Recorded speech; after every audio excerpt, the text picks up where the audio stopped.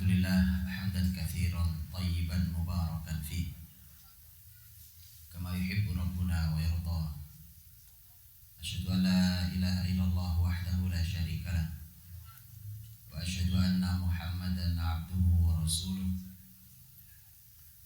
اللهم صل وسلم وبارك وأنعم على سيدنا محمد وعلى آله وأصحابه ومن تبعه بإحسان إلى يوم الدين. يا أيها الذين آمنوا اتقوا الله حق تقاته ولا تموتن إلا وأنتم مسلمون. يا أيها الناس اتقوا ربكم الذي خلقكم من نفس واحدة وخلق منها زوجها وبث منهما رجالا كثيرا ونساء واتقوا الله الذي تساءلون به والأرحام إن الله كان عليكم رقيبا. Amma ba'd, mukminin dan mukminah hafizakumullah yang dirahmati Allah Subhanahu wa taala. Syukur pada Allah Subhanahu wa taala, kali kedua saya bersama Bapak Ibu semuanya di sini di muamalah ini. Mudah-mudahan menjadi kebersamaan yang diberkahi Allah Subhanahu wa taala. Mudah-mudahan kita diberikan ilmu Allah Subhanahu wa taala, ilmu yang bermanfaat. Karena dalam Islam orang berilmu orientasinya tidak hanya ilmu, tapi ilmu untuk amal. Karena tidak ada gunanya orang menumpuk ilmu saja tapi amalnya tidak sesuai. Pembahasan kita malam hari ini juga pembahasan yang menuntut amal yang luar biasa, yaitu bicara tentang masalah kedermawanan yang potretnya adalah sahabat mulia Abdurrahman bin Auf radhiyallahu anhu. Bapak Ibu dirahmati Allah SWT, di awal saya ingin sampaikan sebelum bicara tentang kedermawanan dan semuanya, sosok seorang Abdurrahman bin Auf radhiyallahu anhu adalah sosok yang luar biasa, istimewa, tercatat dalam sejarah sangat amat luar biasa, dan ini hasil didikan Rasulullah SAW. Abdurrahman bin Auf ini Quraisy dari Bani Zuhrah. Bani Zuhrah itu kalau nasab sama dengan sahabat mulia Sa'ad bin Abi Waqqas radhiyallahu anhu. Al-Asyra mubasysyirun bil jannah itu yang Bani Zuhrah itu. Perlu dipahami mungkin Bapak Ibu yang belum belajar tentang nasab di dalam sirah. Quraisy itu punya beberapa disebutnya sebagai butun Quraisy. Jadi ada keluarga besar, semuanya Quraisy, tetapi mereka hadir dari keluarga besar yang berbeda-beda. Kalau kita lihat Khulafaur Rasyidin umpamanya, mereka semua Quraisy, tetapi mereka datang dari keluarga yang berbeda di Quraisy. Abu Bakar As-Siddiq radhiyallahu anhu umpamanya, beliau dari Bani Taim, makanya Abu Bakar At-Taimi. Umar bin Khattab dari Bani Adi, karenanya disebut Umar bin Khattab Al-Adawi. Utsman ini dari Bani Umayyah. Bani Umayyah karenanya Utsman bin Affan Al-Umawi. Ali bin Abi Thalib kita tahu dari Bani Hashim.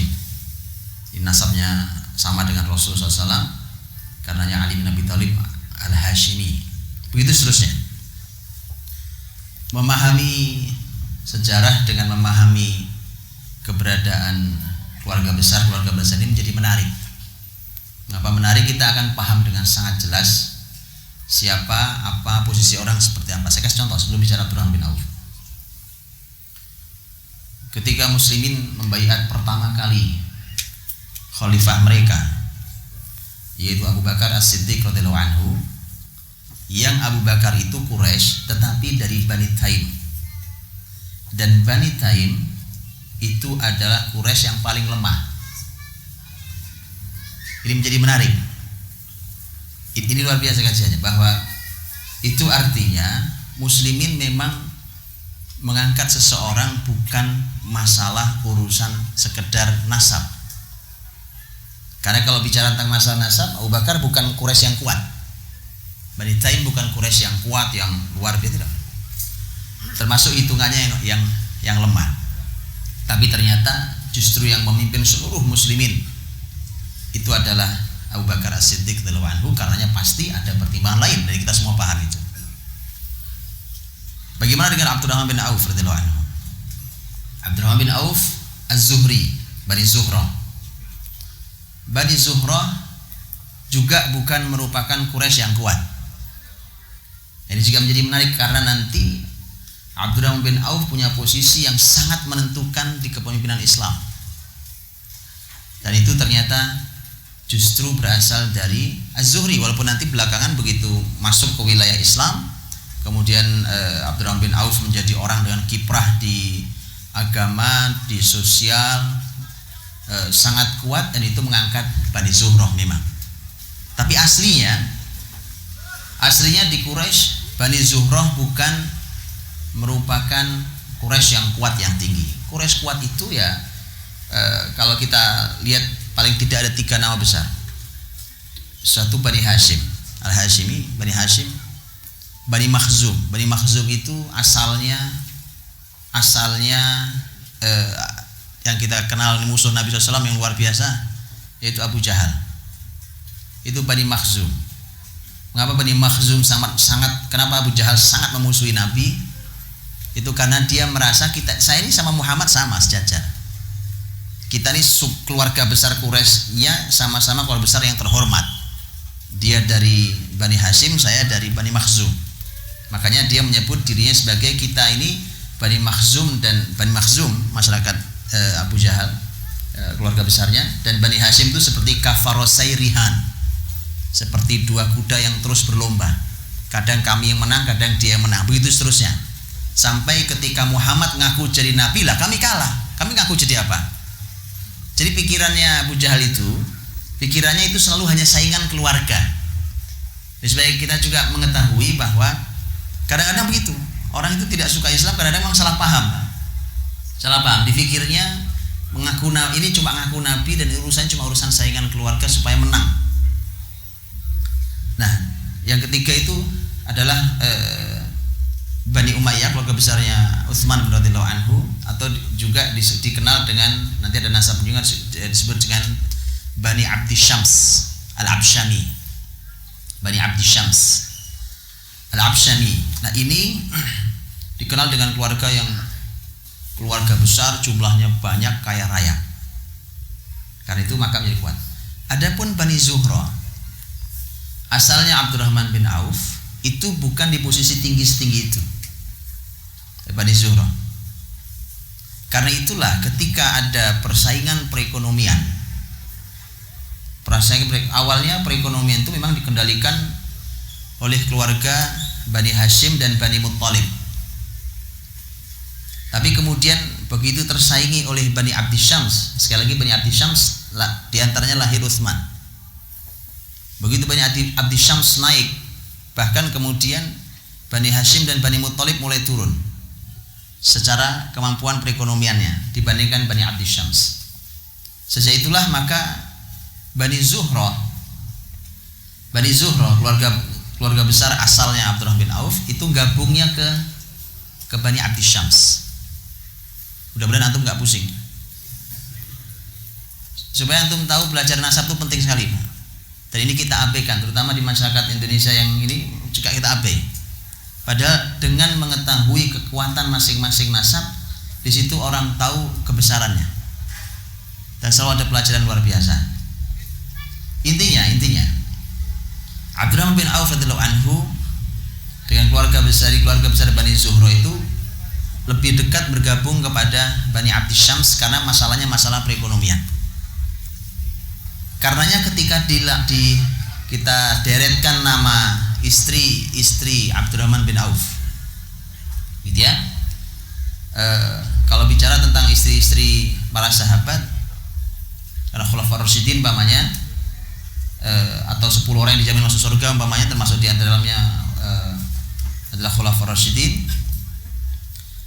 Memang nanti jangan juga kaget ketika disebut berapa jumlah istrinya.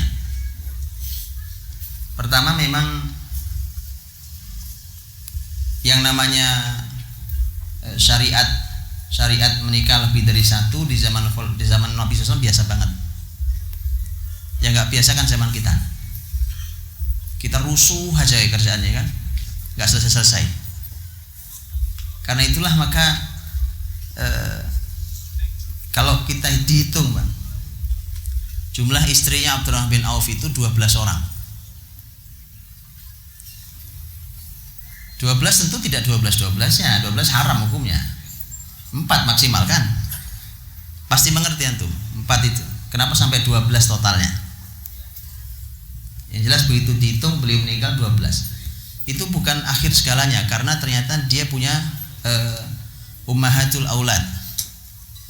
Ummahatul aulad itu aslinya budak. Dan kita tahu hukum dalam Islam perbudakan itu halal sah untuk tidak dinikahi, tapi begitu dia hamil maka sudah tidak boleh dijual. Begitu sang majikannya meninggal maka otomatis dia merdeka. Namanya itu ummul aulad, namanya ummul walad, namanya ummahatul aulad.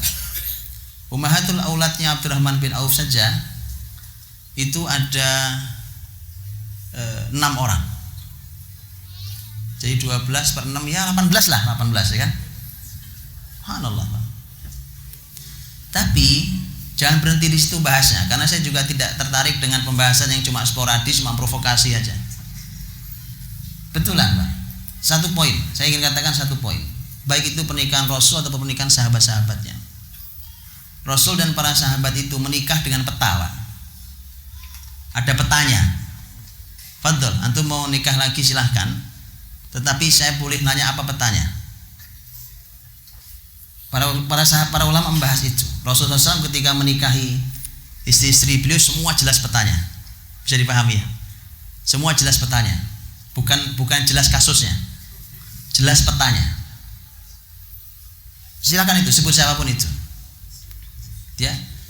Sebutlah istri Nabi yang mulia Aisyah radhiyallahu anha. Semua juga tahu ini wanita mulia yang paling cerdas, dialah orang yang paling mampu menampung ilmu Nabi SAW. Begitu Nabi SAW menikahi umpamanya anak kepala putri kepala suku, masuk Islam tuh satu sukunya. Petanya jelas itu. Petanya sangat jelas. Juwairiyah nikahi masuk Islam tuh satu kepala suku. Satu suku itu. Dan seterusnya. Karena itulah Abdurrahman bin Auf pun demikian. Abdurrahman bin Auf itu ternyata rata-rata istrinya yang memang Quraisy. Rata-rata istrinya Quraisy, dan para ulama menghitung kebanyakan dari Bani Abdis Syams. Tadi saya sudah katakan ya, kemana bergabungnya Bani Zuhrah? Ke Bani Abdis Syams. Dan itu semakin membuktikan, semakin menguatkan bahwa Abdurrahman punya ikatan yang sangat kuat dengan keluarga Bani Abdis Syams, terutama dalam pembahasan masalah perekonomian. Karena sekali lagi Bani Abdis Syams secara perekonomian paling unggul saat itu di Mekah. Bisa dipahami. Jadi ini artinya bahwa Abdurrahman bin Auf dari sejak awal pun dia sudah memetakan perekonomiannya. Dengan siapa dia menikah. Gitu ya. Jadi para bujangan yang belum terlanjur, antum perjelas dulu, antum mau ngapain? Antum mau nikah sama siapa ya, Pak? Abdurrahman jelas. Dari awal, dari di sini kita tahu Abdurrahman radhiyallahu anhu itu punya pandangan yang sangat luar biasa tentang apa yang mau dilakukannya sampai nanti beliau meninggal. Ini pilihan hidup yang luar biasa. Begitu ya. Ini luar biasa karena Rasul sendiri yang mengatakan tunkahul mar'atu li arba', ya kan? Li jamaliha wa maliha wa nasabiha wa diniha fadfar bidzatid din taribat yada. Artinya itu luar biasa. Sampai memilih diantaranya memilih nasab. Nah, nasab itu pentingnya diantaranya itu. Ketika rata-rata istrinya Abdurrahman bin Auf adalah dari Bani Abdis Syams, itu mengikatkan dua keluarga besar antara Bani Zuhrah dan Bani Abdis Syams. Kemudian secara perekonomian, karena Bani Abdis Syams paling tinggi, Bani Zuhrah bergabung ke situ untuk juga meninggikan perekonomiannya. Begitu, itu namanya nikah cerdas. Baik. Jadi kita dirahmati Allah Subhanahu wa taala. Berapa anaknya? Kalau istrinya segitu berapa anaknya? Kira-kira. Ada khilaf panjang dalam masalah berapa anaknya. Yang jelas anaknya puluhan. Masya Allah, antum bisa kebayang nikmatnya ya kan? Makanya ini loh yang saya katakan. Betapa jauhnya pembahasan kita hari ini dengan pembahasan zaman Rasul kita SAW. Kemudian tiba-tiba hari ini kita cuma berkata itu zamannya beda. Lah apanya yang beda? Apa yang beda? Nabi kita sama. Antara nabinya Abdurrahman bin Auf saat itu dengan nabi kita 15 abad berikutnya sama nabinya. Kecuali kita punya nabi baru di Malang ini. Sama nabinya kan. Qurannya juga masih sama, kiblatnya masih sama. Apa yang berubah? Tak ada yang berubah. Yang berubah adalah kita. Baik. Abdurrahman bin Auf radhiyallahu anhu, pertama dia punya lingkungan Quraisy. Beliau sendiri Quraisy, dan Quraisy itu dinas dalam Quran kelebihan mereka adalah dagang. Ini langka. Kitab suci tidak mengungkap semua suku. Begitu diungkap suku dengan keahliannya, maka harusnya ini menjadi pelajaran mahal. Kita semua tahu ayatnya. Suratnya pun surat Quraisy. A'udzubillahi minasyaitonirrajim. Bismillahirrahmanirrahim. Li'ilafi Quraisy ilafihim rihlatash shita'i was-sayf falyabudu rabb hadzal bait alladzi at'amahum min ju'i wa amanahum min khauf. Apa arti ilaf? Kebiasaan itu terjemahan gak ada maknanya, Pak. Ini repotnya kita baca Quran tanpa tafsir. Ilaf. Tahu ilaf? Ilaf itu adalah merupakan karya Abdul Manaf. Siapa Abdul Manaf? Ini repot ngaji sirah ini memang, Pak. Siapa Abdul Manaf?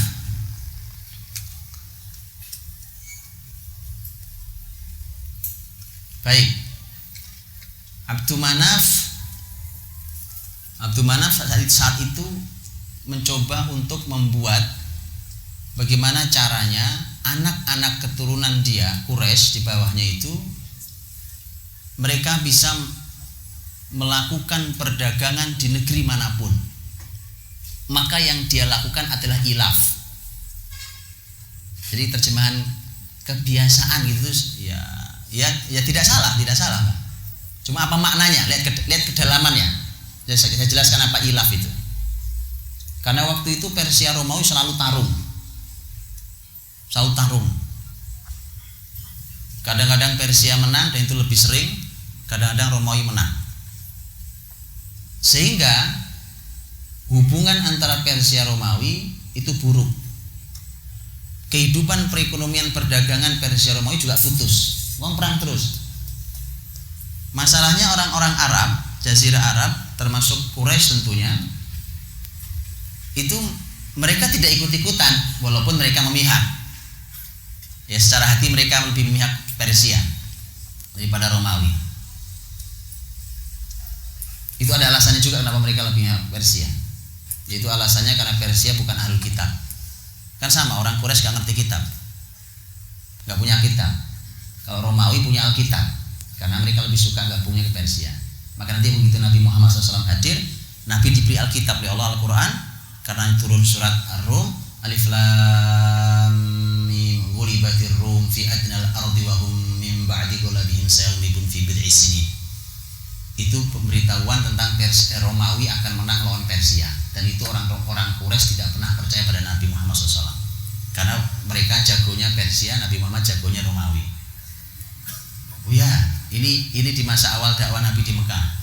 Kenapa? Karena Nabi lebih suka yang menang adalah yang punya kitab, karena Rasul punya kitab juga, walaupun berbeda ya kitabnya. Baik, jadi ilaf itu saya ingin bicara Quraisy nih. untuk sampai pada titik Quraisy, ilaf itu adalah upaya untuk mendekati pemimpin-pemimpin besar itu supaya orang-orang Quraisy, anak-anak Abdul Manaf diizinkan dagang di negeri-negeri itu. Kan begini, kalau umpamanya Quraisy diizinkan dagang di Persia, bisa jadi besok masuk Romawi tidak diizinkan, betul kan? Kamu nih jangan-jangan orangnya Persia, betul? Karena kan Persia Romawi tarung. Atau sebaliknya, masuk dia ke Romawi, besok Persia tidak akan izinkan masuk ke sana. Romawi itu membentang dari mulai negeri Syam, kalau ibu kotanya di arah utara Konstantinopel Turki hari ini, terus ke selatan Syam sampai ada di sebelah baratnya Laut Merah, terus sampai ke arah Yaman, itu semua Romawi. Persia sebelah timur, Irak dengan pusatnya Iran, terus ke arah timur. Nah, posisinya di tengah itu Quraisy itu. Jazirah Arab itu posisi di tengah. Kebayang ya petanya? Atau kebayang? Ya begitulah pokoknya. Quraisy di tengah itu, dia dikelilingi begitu. Sebagai seorang ayah, dia pikir nih anak-anak saya nggak bisa dagang ini, ke sana nggak boleh, ke sini nggak boleh, ke sini dicurigai, serba salah. Makanya dia mencoba mendekati, dia datangi pemimpin besar Persia, pemimpin besar Romawi, pemimpin besar Habasyah, pemimpin besar Yaman, didatangi, pemimpin besar Irak, semua didatangi untuk bagaimana caranya supaya kak saya dan anak keturunan saya yang Quraisy diizinkan untuk dagang di sini kapanpun. Maka kemudian datanglah dia dan mulai memberikan hadiah. Namanya orang mendekati, Pak, dikasih hadiah. Oh ini ya, dulu kan setiap daerah punya ciri khas dagangan. Ciri khas dagangan. Ya, nah, di antara kelebihan yang luar biasa dari Mekah adalah di antaranya kulit. Dan dulu kita tahu kulit binatang ternak itu fungsinya Masya Allah sangat banyak sekali. Ya kan? Banyak sekali. Dan mahal, sampai sekarang juga mahal. Kulit mahal, jaket asal kulit mahal. Sama, dan dulu dipakai bukan hanya untuk pakaian. Dulu semua bejana begini kan dari kulit. Dan jauh lebih sehat daripada ini. Karena kulit itu, ya. Sudah pernah nyobain minum di kulit? Oh iya, Masya Allah, Pak. Kirbah umpamanya, kirbah itu kan dari kulit, bahannya semua. Maka dia selalu bawa hadiah tuh ke pemimpin, diberikan terus ini yang terbaik dari produksi kami, daerah kami, terus didatangi satu-satu sampai semua mengizinkan. Itulah yang disebut dalam Quran sebagai ilaf. Paham ya? Bandingkan jauhnya dengan kalimat kebiasaan. Li'ila fi Quraisy ila fihim rihlatash syita'i was-saif. Jadi mereka itu dengan ilaf itu mereka bisa dagang di musim dingin dan musim panas. Asyita musim dingin, as-saif musim panas. Dan Bapak Ibu rahmati Allah, selain bicara tentang perdagangan, yang menarik adalah Allah jelas menyampaikan di dalam ayat dalam surat ini, surat Quraisy ini, bahwa Quraisy itu punya kehebatan dagang. Saya sejak dari Surabaya, Gresik, Jombang tadi terakhir, saya ketemu dengan teman-teman komunitas Arab. Di antaranya saya bilang, beberapa di antaranya teman-teman pengusaha besar, saya bilang, kalau antum keturunan Quraisy, maka harusnya antum ambil alih perdagangan terutama di negeri ini yang sudah tidak di tangan bahkan anak negeri ini. Harusnya antum yang bisa, antum yang paling bisa mengambilnya. Makanya salah fatal kalau dengan wajah Arab antum ingin jadi artis. Saya sampaikan kemarin dari sejak di Surabaya. Terus saya ke Gresik, saya ngomong lagi di Gresik. Di teman-teman saya ngobrol begitu sih. Ini orang tidak memahami tentang nasabnya, buruknya sampai segitu. Padahal kalau dia ambil kehebatannya, cepat sekali sekali dia naik. Nah, Quraisy itu jelas bahwa Allah Subhanahu wa taala menyebutkan keahlian mereka dagang. Secara umum sebenarnya Jazirah Arab selain Quraisy, masyarakat Arab lain, karena tanah mereka tandus ya. Tandus. Jadi ditanami juga paling hanya beberapa persen yang bisa ditanami Jazirah Arab. Maka aktivitas mereka yang paling besar adalah dagang. Karenanya sebenarnya walaupun yang paling hebat Quraisy, masyarakat Arab lain pun begitu. Jadi seharusnya begitu, teman-teman antum yang punya nasab Arab, jangan salah jalan. Itulah antum yang bisa kendalikan itu, dagangan itu, ambil alih itu bisa dengan sangat mudah karena di diri antum ada itu. Baik, Abdurrahman bin Auf radhiyallahu anhu di sini kelebihannya. Dari mana nanti kekayaan besarnya? Di sini, perdagangan. Perdagangan dia lakukan. Karena itu adalah keahliannya, keahlian yang dimilikinya. Rizki sesungguhnya bisa terbuka dari pintu mana saja, dari mana saja. Nanti kan kita tahu, nanti ketika Abdurrahman bin Auf radhiyallahu anhu hijrah ke Madinah kan berjumpa dengan masyarakat Madinah. Yang masyarakat Madinah itu tidak semuanya berdagang.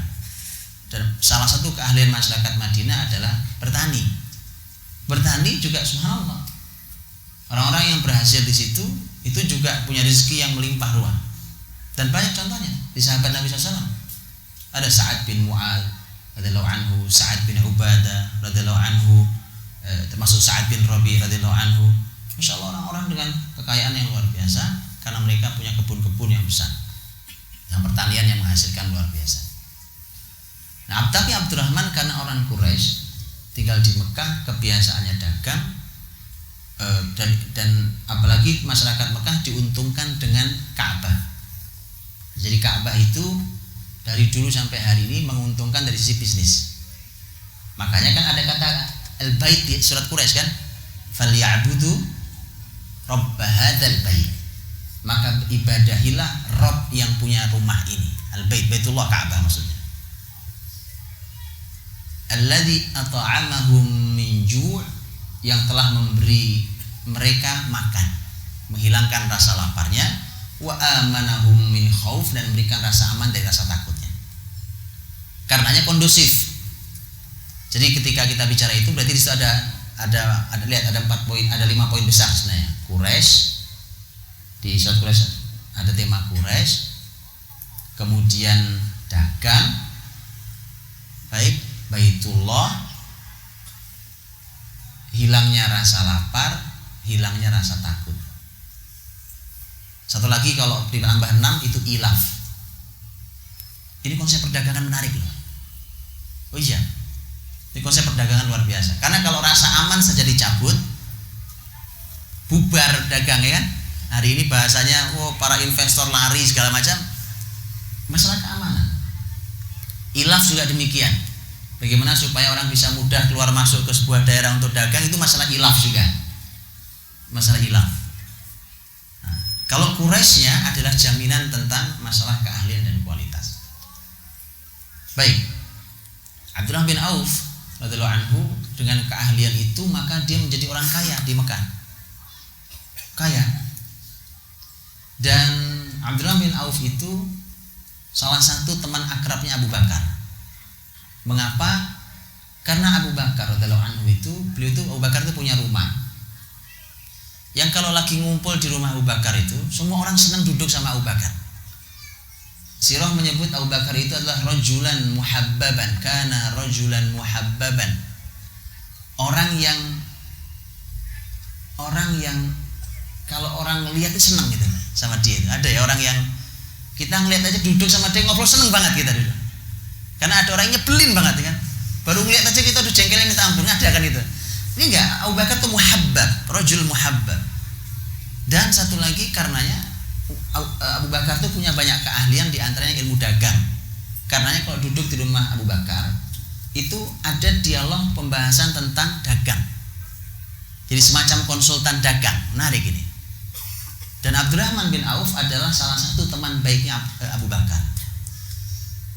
Abdurrahman bin Auf juga orang yang sejak masa masyarakatnya masih jahiliyah, dia sudah menjaga dirinya tidak mau minum khamr sama sekali, padahal seluruh masyarakat juga minum khamr. Jadi memang ini orang baik dari dulu, Abdurrahman bin Auf ini. Seperti Abu Bakar.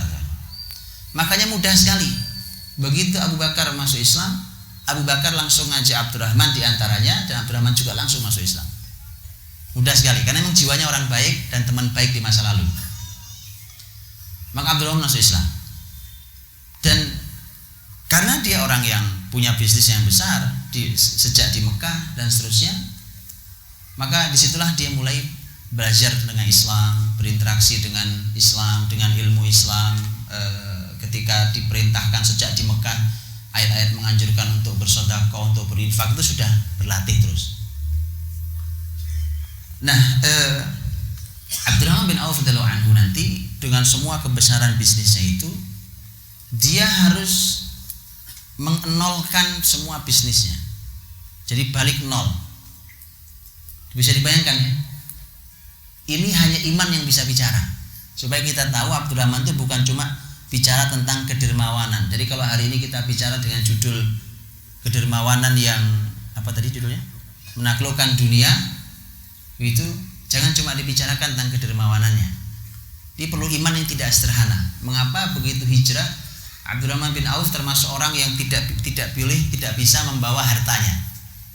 Karena sahabat ingin bawa hartanya, manfaat buat dakwah, tapi dihalangi oleh orang-orang Quraisy. Abdurrahman bin Auf berangkat hijrah ke Madinah hanya dengan baju yang nempel di badannya. Bisnisnya nol. Kembali ke titik paling bawah nol. Abdurrahman bin Auf. Tapi itulah iman. Iman itu, ketika iman itu bicara, orang bisa melakukan hal-hal yang di luar dugaan siapapun. Jadi orang bisa melakukan keajaiban-keajaiban itu dengan iman. Cobalah cari hari ini, ya kan? Coba cari hari ini. Orang punya bisnis besar, karena dia harus hijrah dalam Islam, dia rela nol. Tak mudah nyarinya. Tak mudah. Anggaplah sudah jelas-jelas haram yang dia jalankan. Tapi mikirnya kan panjang kan?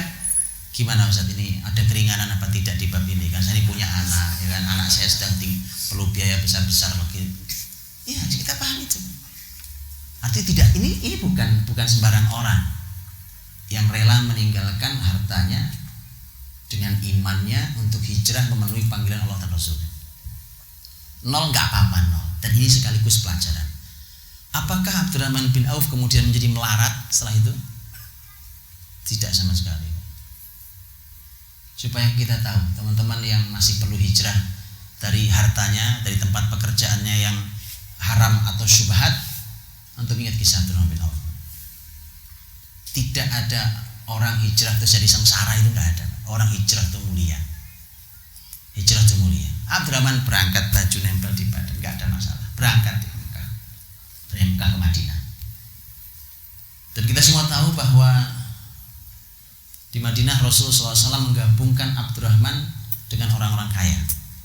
Karena at-ta'akhi, persaudaraan yang dilakukan Rasul mempersaudarakan Muhajirin dan Ansor di rumah Anas bin Malik saat itu. Ada 90 orang kumpul, separuh Muhajirin dan Ansor. Abdurrahman bin Auf radhiyallahu anhu dalam riwayat yang terkenal dipersaudarakan dengan Sa'ad bin Rabi' radhiyallahu anhu, sahabat asli Madinah. Dalam riwayat lain, Abdurrahman gabungnya dengan Utsman. Lihat, mau siapapun lah, mau Abdurrahman, mau Sa'ad bin Rabi', mau Utsman, semuanya orang kaya raya. Apa maksud Nabi? Lihat, apa maksud Nabi mengumpulkan orang-orang kaya ini? Bukankah sangat jelas? Sangat jelas. Karena nanti dalam banyak hal yang berurusan dengan pendanaan Islam, mereka yang sudah menyelesaikan. Ayo selesaikan, kalian yang punya duit, ya kan? Kan enak. Kalau yang punya uang ngasih uang itu enak, yang punya ilmu ngasih ilmu itu enak. Yang pusing adalah orang punya uang suruh ngasih ilmu. Sama saja dengan orang punya ilmu suruh ngasih uang, sama pusingnya. Ketika orang memberikan yang dia miliki kan enak kan harusnya. Pas, yang punya waktu ngasih waktu, yang punya tenaga ngasih tenaga. Itu dibagi oleh Nabi, karena ini dikumpulkan ya. Sa'ad bin Rabi', Abdurrahman bin Auf, Utsman bin Affan. Dan nanti memang kendali perekonomian muslimin, banyak hal besar yang dihadapi oleh muslimin dari sisi perekonomian, di antara penyelesai besarnya mereka bertiga ini. Dan kisah yang sangat kita tahu ketika Nabi sudah persaudarakan kan sudah jelas. Sekarang sahabat-sahabat asli Ansor, asli Madinah, mereka bertanggung jawab untuk mengurusi saudaranya yang dari Mekah. Jadi kalau sampai saudaranya dari Mekah umpamanya nggak makan, kelaparan, itu yang disalahkan saudaranya dari Madinah. Loh, punya saudara kok kelaparan. Jadi sudah jelas sekarang ini salah satu solusi awal yang Nabi lakukan untuk mengatasi sementara permasalahan perekonomian. Karena kan Madinah itu bukan negeri kaya seperti Mekah. Kalau Mekah itu negeri kaya, Madinah bukan negeri kaya. Sudah bukan negeri kaya, ketambahan kedatangan muhajirin, orang-orang yang datang, apa nggak tambah masalah? Loh, kalau sebuah kota lapangan pekerjaan saja susah, Pak, ya kan? Sekarang ada rombongan rame-rame pindah ke kota itu, apa nggak rawan konflik sosial? Tapi tidak terjadi di Madinah. Itu hebatnya iman. Itu hebatnya iman. Dan Quran mengatakan kelebihan itu. Bahwa kelebihan orang-orang muhajirin lil fuqara'il muhajirin alladzina ukhriju min diyarihim wa amwalihim yabtaguna fadlan minallahi wa ridwana wa yansurunallaha wa rasulah ulaika humus shadiqun. Itu kelebihan orang muhajirin.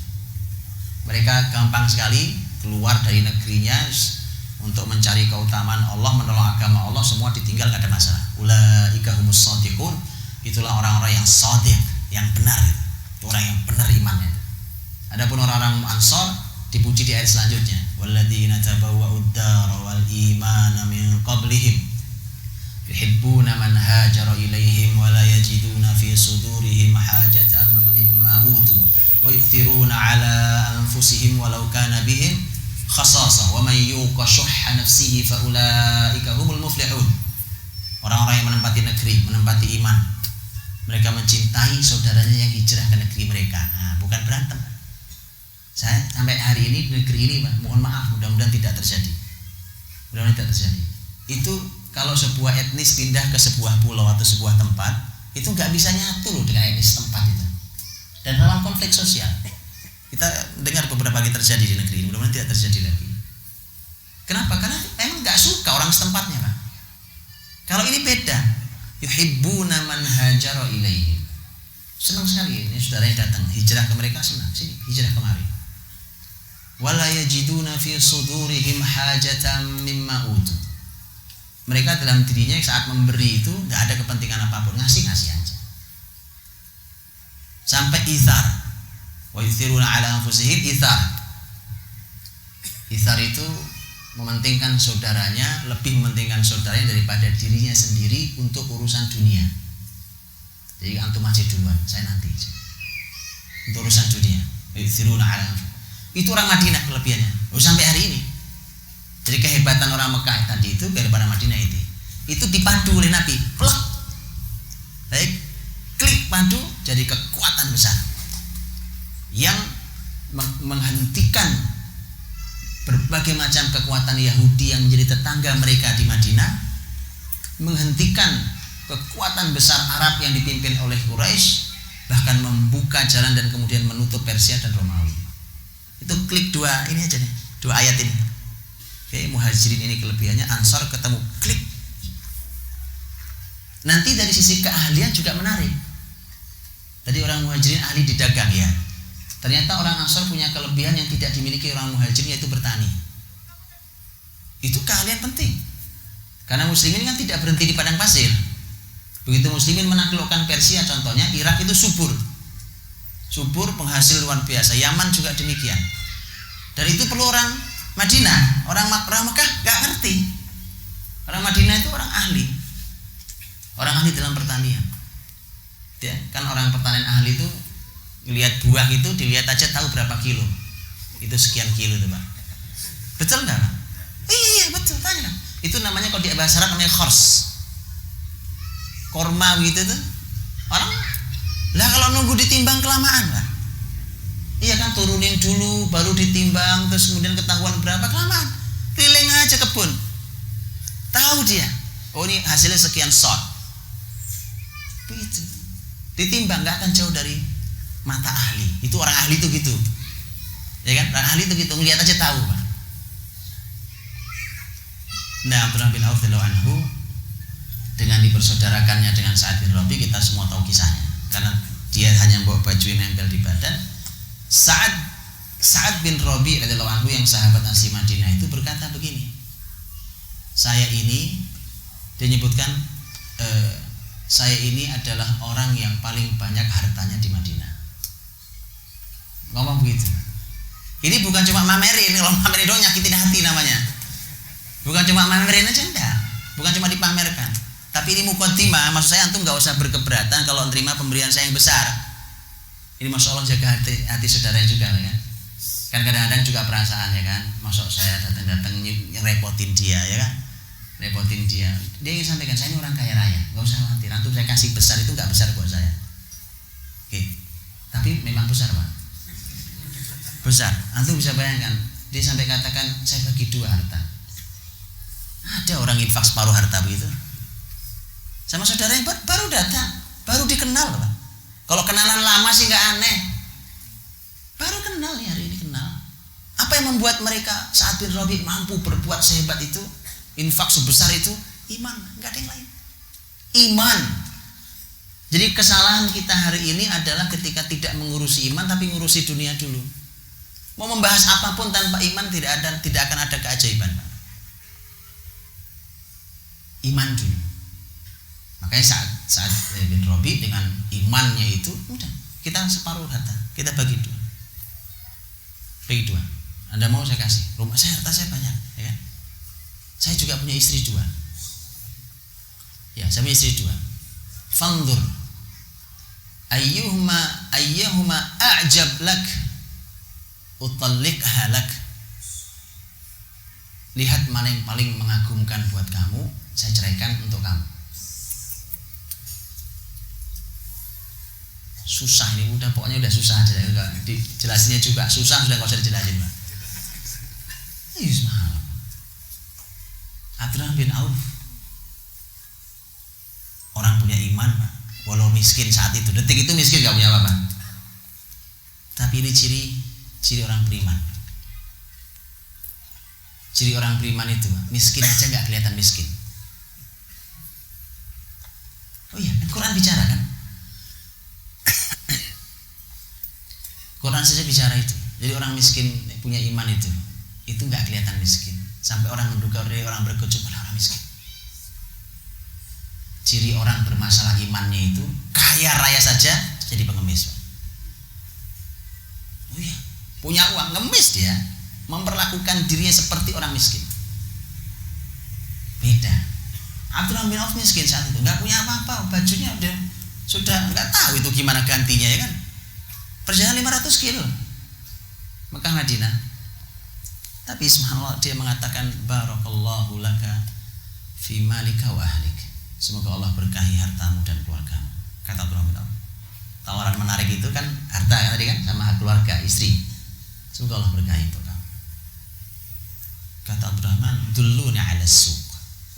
Tunjukkan saya di mana pasar. Saya cuma perlu pasar. Itu teman-teman, ambil ini pelajaran. Antum kalau punya life skill, gak usah khawatir hidup di negeri manapun. Yang repot itu orang tinggal di negeri yang mudah nyari uang pun, tapi gak punya life skill. Kayak Abdurrahman bin Auf. Abdurrahman ahli dagang, bertahun-tahun ahli dagang. Tadi saya lupa sebutkan ya. Usia Abdurrahman itu dengan Nabi terpaut hanya 10 tahun. 10 tahun lebih muda. 10 tahun. Jadi waktu Rasul jadi Nabi 40 tahun, usia Abdurrahman 30 tahun. Ya, supaya kita kebayang. Artinya orang dengan pengalaman Masya Allah. Orang juga secara usia sudah matang sejak di Mekah. Makanya Abdurrahman tahu, saya cuma perlu pasar. Tunjukin aja di mana pasar. Saya perlu pasar, tunjukkan. Ditunjukkan pasar. Pasar Yahudi Bani Qainuqa. Karena memang itu pasar terbesar dan itu pasar yang paling dekat dengan lingkungan tempat tinggalnya para sahabat Nabi. Saya gambarkan sedikit Bapak Ibu dirahmati Allah SWT. Allahumma shalli ala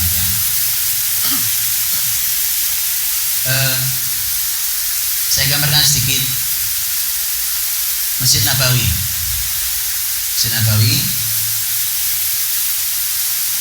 ada pagernya ya sekarang. Tahu ya pager sekarang. Oke.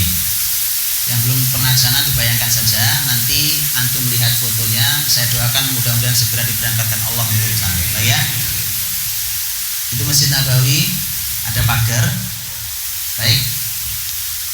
Inilah dulu saya dulu pernah ngaji sama seorang ulama besar namanya Syekh Atiyah Salim rahimahullah taala. Syekh Atiyah, seingat saya beliau pernah mengatakan bahwa menurut ahli sejarah bahwa dulu namanya Madinahnya Rasul itu ya cuma sebesar Masjid Nabawi dan pagar itu. Kurang lebihnya segitu. Jadi nggak luas. Tapi yang kecil itu menggentarkan versi Romawi. Itu kalau orang berkualitas, jumlah banyak, kekayaan melimpah ruah, enggak menggetarkan karena enggak ada kualitasnya. Lihat kecil sekali kan. Nah, pasar Yahudi Bani Koinuko kurang lebih posisinya ya di luar pagar sedikit. Luar pagar sedikit. Kalau ngadep kiblat sebelah kanan bagian depan. Itu pasar Yahudi Bani Koinuko. Sekarang udah gak ada tuh semua ya. Ini peta sejarah. Dan itulah pasar yang paling ramai, pasar yang paling besar. Masih ada pasar lain tapi tidak sebesar Bani Koinuko dan tempatnya juga agak jauh. Karena Yahudi yang tinggal di tengah dekat kota muslimin betul itu ya Bani Koinuko. Kalau yang lain Bani Quraidah, Bani Nadir itu jauh. Itu jauh lebih dekat ke arah Masjid Kuba. Baik, Abdurrahman bin Auf ditunjukkan pasar Yahudi Bani Koinuko. Ya namanya juga jualan di pasar Yahudi, Pak. Yes, pandai-pandai jaga diri sudah. Transaksi terserah mereka. Mau pakai sistem riba, mau pakai sistem nipu, mau pakai sistem jebakan, mau pakai marketing ala apa terserah Yahudi. Ya kan, mau dia menimbun barang supaya harga naik karena permintaan tinggi barang yang enggak ada, itu udah kerjaan Yahudi. Itu gaya marketing Yahudi dari dulu di pasar Bani Yahudi Bani Koinuko. Masuk pertama ke pasar itulah Abdurrahman bin Auf radhiyallahu anhu. Hari pertama masuk. Apa punya modal? Enggak ada modal dari mana bajunya tuh. Dia tidak mau ngambil harta Sa'ad bin Rabi yang ditawarkan. Ya udah masuk ke pasar. Terus bagaimana kalau nggak punya modal? Gimana kalau nggak punya modal? Caranya? Hah? Gimana Seth? Hutang lah. Persis. Dia hanya menawarkan jasanya. Oh iya. Kan ketika barang ini ada di sini, ada yang punya, kan saya tinggal bicara kan? Ini barang saya jualkan boleh? Apa ya? Nah tapi ini model semacam simsar. Simsar itu kayak calo ya, maklar. Hati-hati Pak, karena ini ada hukum syariah yang nggak boleh dilanggar ya. Maklar itu hati-hati. Para maklar hati-hati, mana yang halal mana yang haram harus tahu. Ya, jangan cuma ikut pelatihan pengen kaya tapi nggak ada hukum syariatnya. Ini banyak pelatihan ngajari orang entrepreneur, diajari bahkan bisa punya harta banyak tanpa modal segala macam. Saya cuma minta silahkan ikuti, tapi Anda harus belajar fikih muamalah supaya tidak terjebak dalam transaksi yang haram. Begitulah. Hari itu Abdurrahman pulang punya keuntungan. As-samin wal akid. Jadi samin kan minyak ya, sama akid makanan. Baik. Masya Allah. Begitulah setiap hari dia terus ke pasar sampai punya modal. Saya cuma ingin sampaikan ke antum teman-teman, ini pelajaran mahal dari Abdurrahman. Modal itu jangan langsung mikir bank. Apa sulitnya Abdurrahman menerima dari saudaranya kan? Bahkan saudaranya bukan ngutang, saya kasih pun nggak apa-apa kok. Tapi namanya orang beriman tadi saya katakan, Orang nggak punya saja kelihatan punya. Artinya berkecukupan karena dia tidak pernah menjual kemiskinannya. Tidak pernah menjual kemiskinannya. Nah, jadi karena itu maka sahabat mulia Abdurrahman bin Auf radhiyallahu anhu beliau terus berdagang di situ, berdagang sampai punya modal. Nah, begitu dia punya modal tentu langkahnya lebih cepat. Orang ahli ini, orang ahli pengalaman panjang. Ya, dulu dagangnya Abdurrahman itu sudah sampai ke negeri manapun. Dagangnya sudah berdagang internasional. Ekspor impornya sudah luar biasa. Begitu dia ketemu modal tadi. Jadi dia modal itu jangan mikir ngutang. Jangan langsung serta-merta mikir ngutang. Betulan itu teman-teman. Ya kan hari ini subhanallah Pak. Konsep itu kalau tidak islami cuma kelihatan mentereng sebentar. Habis itu susah untuk hidupnya. Maka jangan langsung terpikir Pak. Saya sering banget itu kalau ini ujungnya begitu. Dari mana modalnya? Orang bank datang ngomong. Jangan buru-buru itu. Coba pelajari hukum fikih muamalah, bagaimana cara mengumpulkan modal. Apa ada? Oh iya ada. Ini ada. Baik. Di saat itulah Abdurrahman mulai besar. Begitu besar, suatu pagi ketemu Nabi SAW. Nabi melihat Abdurrahman nggak biasa. Maka Nabi nanya, Abdurrahman, pagi ini kamu klinis sekali ya, tapi wangi sekali. Abdurrahman bin Auf yang ditanya tentu senyum-senyum ya, dan dia bilang, ya Rasulullah semalam saya nikah. Begitu jual beli jalan nikah. Lu antum kalau buka fikih itu lihat, buka fikih. Begitu selesai pembahasan fikhul ibadat sampai haji kan rukun Islam, sampai haji masuk fikih muamalah. Bab pertama pasti kitabul buyu, bab jual beli. Selesai jual beli dengan semua bab subbabnya, masuk bab berikutnya kitabun nikah. Paham ya? Ayo makanya anak-anak muda ini Pak. Karena yang laki-laki tugasnya memang cari nafkah, perintah Quran. Makanya itu jual beli. Abdurrahman jual beli sudah punya, ya kan? Beli emas ya. Beli emas jadi mahar. Makanya kata Abdurrahman, saya menikahi seorang wanita Ansor dengan mas kawinnya emas. Masya Allah itu, ya kan? Setelah itulah maka setelah Abdurrahman mengatakan itu, maka Rasul kemudian mengatakan aulim walau bisa. Yalah, buat walimahnya Abdurrahman walaupun hanya dengan seekor kambing. Itu kalimat walau dengan seekor kambing itu memang masih mengesankan Abdurrahman duitnya belum terlalu banyak. Nah kalau berikutnya sih nggak begitu kalimatnya, ya kan? Walau dengan seekor kambing. Dulu satu ekor kambing harga 1 dinar, atau bisa kurang lagi sedikit. Misalnya 1 dinar itu 1 ekor kambing. 15 abad berikutnya sekarang 2016, 1 ekor kambing pun 1 dinar. Ini uang yang anti inflasi. Anti inflasi. 15 abad loh umurnya dinar. Maksud saya hitung sejak zaman Rasul ya. 15 abad 1 dinar. Hari ini 1 dinar, karena 1 dinar itu kurang lebih 2 juta hari ini. Dapat kambing enggak? Dapat 2 juta kambing. Dapat 4,25 gram emas. Baik.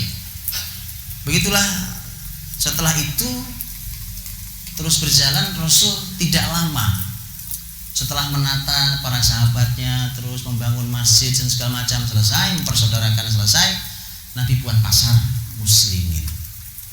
Siapa yang akan menjadi orang ahlinya? Di antaranya Abdurrahman. Ini luar biasa strategi Rasul itu.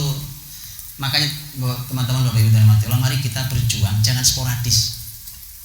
Pokoknya yang lagi seru ini, lagi geger ini semua ke sana, lagi ini semua ke sana. Jangan begitu. Ada penataan yang sangat jelas. Harus jelas penataannya. Jangan sporadis. Sporadis itu gampang sekali tebaknya, gampang dimatikan oleh musuh Islam. Ya, begitu Nabi buat pasar, siapa yang ahli? Itu Selain ini lapangan pekerjaan, pasar lapangan pekerjaan. Orang-orang muhajirin yang hijrah dari Mekah yang memang keahliannya dagang, sekarang mereka dapat tempat. Sekaligus untuk menyelesaikan masalah ekonomi mereka, dan mereka tentu diharapkan untuk menyelesaikan ekonomi umat. Yang berikutnya mereka tentu akan menyelesaikan ekonomi musuh Islam. Maksud itu maksudnya. Sudah Nabi letakkan pasar itu berhadapan dengan pasar Yahudi Bani Qainuqa.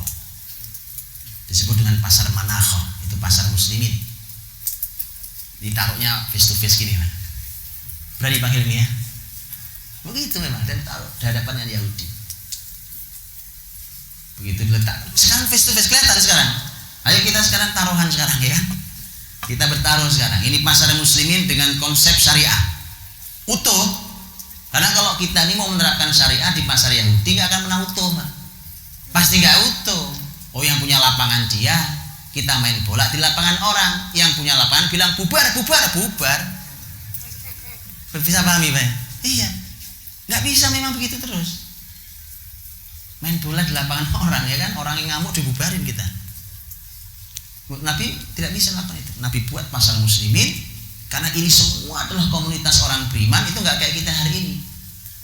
Semua orang beriman, semua muslimin pindah pasarnya. Itu pindah semua pasarnya. Di sana orang-orang hebatnya, Abdurrahman, Utsman, Talha, Zubair. Ini orang-orang Mekah semua, ahli pasar. Disitulah mulai. Dan kemudian Bapak Ibu nanti silahkan dibaca. Muslimin hanya perlu kurang lebih 4 tahun untuk nutup pasar Yahudi Bani Qainuqa. Ayo Pak, belajar sama sahabat, sama Rasul. Dahsyat. Kalau kita belajar sirah itu kita punya strategi, nggak sporadis, nggak asal gerabak-gerubuk semua. Kita punya strategi. Tentu waktu saya nggak cukup, saya bicara detail nggak mungkin. Strategi. Cuma perlu kurang lebih 4 tahun. Itu pasar terbesar Yahudi tutup habis sama sekali. Dengan 2 kekuatan ekonomi muslimin dan kekuatan politik muslimin. Bijakan, nggak bisa dilepaskan itu, karena menutup ini pun dengan 2 hal itu. Yahudi memainkan harga macam-macam. Namanya mereka kan marketing apa saja, Pak. Iya, mereka marketingnya apa saja. Pokoknya intinya bagaimana caranya mendapatkan keuntungan sebesar-besarnya dengan dana sekecil-kecilnya. Kan begitu konsep ekonominya. Memang begitu konsep ekonominya kan? Ya, di antara yang paling gampang caranya memang maling, nipu itu dengan keuntungan sebesar-besarnya dengan modal sekecil-kecilnya itu, Pak. Bukan masalah sekedar keahlian dagang. Mereka menggunakan cara marketing yang apa saja boleh. Yang begini, kalau kita ikuti genderangnya, kita nanti akan bilang, susah Pak, zaman sekarang jujur. Itu tidak muncul tuh kalimat itu di sahabat. Saya heran. Kenapa itu muncul di kita? Tidak muncul di kalimat sahabat. Gak ada tuh sahabat bilang, susah Pak, Yahudi sudah kuasai pasar sejak jauh sebelum kita datang ke Madinah. Mereka kuasai, mereka menggunakan cara itu. Kita nggak pakai cara dia, kita tergilas oleh pasar. Gak ada tuh kalimat itu. Gak ada. Yang ada adalah Abdurrahman bin Auf berperang. Di antara contoh, saya berikan contoh. Rasul SAW melarang ihtikar. Ihtikar itu nimbun barang. Penimbunan yang menyebabkan langkanya barang, kemudian harga naik karena permintaan di pasar tinggi. Biasa ya, barang hilang di pasar. Itu dari dulu marketing Yahudi itu sama di hari ini, Pak. Pola itu dihilangkan barang dari pasar, padahal barangnya ada. Abdurrahman bin Auf ini lihat, ini kerjaan Yahudi nih. Barang jadi mahal, muslimin beli jadi mahal. Maka Abdurrahman ngasih pelajaran mahal, Pak, ke orang-orang Yahudi. Abdurrahman cari itu barang dari semua muslimin yang ada, jenis barang apa yang hilang dari pasar. Begitu dia dapat, digelontorkan pasar sebesar-besarnya, bahkan kadang-kadang digratiskan, Pak. Mati itu pasar Yahudi. Ya udah, timbun-timbun aja sampai karatan di sana, nggak ada masalah, Pak. Habis saya. Karenanya itu mengapa memerangi konsep ribawi, konsep ribawi. Dalam Quran memerangi dengan dua jalan. Satu dengan baik, jual beli, yang satu dengan sedekah. Dan itu dua konsep dijalankan dengan sangat baik oleh sahabat, termasuk sahabat Abdurrahman bin Auf. Mereka luar biasa jual belinya, tapi juga luar biasa sedekahnya. Mati ekonomi Yahudi. Mati ekonomi Yahudi. Konsep riba itu tutup. Tapi kalau kita masih main melipir ya nggak ada. Memang harus ada begitu. Ini masya Allah, Abdurrahman memberikan. Ini kan kita bicara tentang ini. Nah, akhirnya semakin besar muslimin, besar Abdurrahman tambah kaya raya sudah. Kaya raya. Disitulah Nabi mulai melibatkan para sahabat-sahabat dengan uang-uang yang banyak, diantaranya Abdurrahman bin Auf, untuk membantu menyelesaikan permasalahan dakwah dan umat. Tapi nggak setugas. Abdurrahman bin Auf infak nggak tanggung-tanggung, duitnya udah banyak, ya, duitnya sudah banyak. Infak 4.000 dinar kali 2 juta aja, satu dinar 2 juta rupiah lah gampangnya. Hari ini sekitar 2 juta rupiah, ya, 4.000 dinar, jadi berapa? 8M ya, 8M. Infak 8M, titik, kecil lah. Gak cukup, dia di kemudian hari infak lagi. Tadi kan 4.000, dia infak sampai di 40.000 dinar. Gitu. Sedikit 80M, gitu. Ya. Kurang karena waktu itu mau jihad, diantaranya mau ke Tabuk. Apa yang kurang? Oh, kuda kurang. Ambilin 500 kudanya, infak fisabilillah. Berapa harga kuda? Saya beberapa waktu lalu saya ke kandang kuda. Beberapa waktu lalu saya tanya harga kuda satu-satu. Karena kudanya ada puluhan kuda, saya tanya satu-satu berapa harganya. Ini berapa sih? Ini 100-an juta Ustaz. Yang ini, ini 1 miliar Ustaz. Oke. Saya sekarang bayang, oke lah, kira-kira range-nya ini kalau diambil range-nya 100 sampai 1 miliar hari ini lah Pak. Oke. Ada yang lebih dari 1 miliar ada. Baik. 500 kuda. Infak fisabilillah. Ini Rasul infak fisabilillah. Oh, tidak cukup, masih ada perlu yang lain. Apa yang lain? Buat ngangkut barang, itu kan buat ngangkut mujahid. Ngangkut barang perlu unta. Unta, ambilin 1.500 unta. Ini 1.500 infak fisabilillah. Begitu Pak. Kalau jadi orang kaya gitu. Wallahi Pak, Abdurrahman bin Auf gak kekurangan harta gara-gara infak banyak. Gak ada tuh mampet rezeki itu, gak ada. Gak pernah ada itu. Yang bikin mampet rezeki itu ya kita ini, sifat pelit kita ini. Makanya Allah berfirman, wa may yuqashuha nafsihi faulaika humul muflihun. Orang yang menjaga dirinya dari sifat kikir pelit itu orang-orang yang muflih. Tahu muflih? Falah. Falah itu bahagia, sukses, menang. Asal gak pelit. Surat Al-Hasyr. Masya Allah, ya kan? Jadi hilangkan tuh, coret sifat pelit. Gak ada sifat pelit di tubuh muslimin. Kalau infak disebutkan, Masya Allah, infaknya Abdurrahman sudah luar biasa banyaknya. Itu zaman Rasul. Jadi harta dia sudah melimpah ruah. Dan kekayaan terus naik grafiknya. Abdurrahman itu naik terus, naik. Nah, seiring dengan naiknya grafik kekayaan Abdurrahman, seiring itu juga naik sedekahnya, naik gitu. Naik terus. Sampai penduduk muslimin di Madinah itu tidak ada, kurang lebih nih, tidak ada orang yang tidak dapat hartanya Abdurrahman.